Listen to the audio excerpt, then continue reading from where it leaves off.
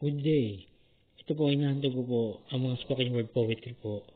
Sana magustuhan nyo. Chismis by Gubo Samu. Yan naman, kwentuhan naman tungkol sa inggit yaman. Siraan tungkol sa mga kita ng pera. Yan ang hilig mo. Palaki ng mga issue kahit wala namang problema ang mga istorya. Hinahanapan mo ng butas ang mga kwento. Selos, matakaw, maramot, makasarili, inggit, galit, pawang mga negatibo ang mga iyong pinakalat.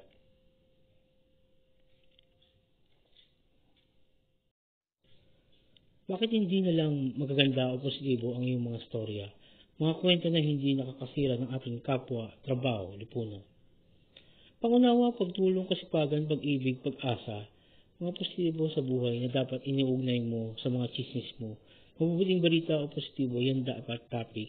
Ang mga chismis ay maaaring makasira sa atin, kaya gawin maganda ang salaysay ng ating sanaysay.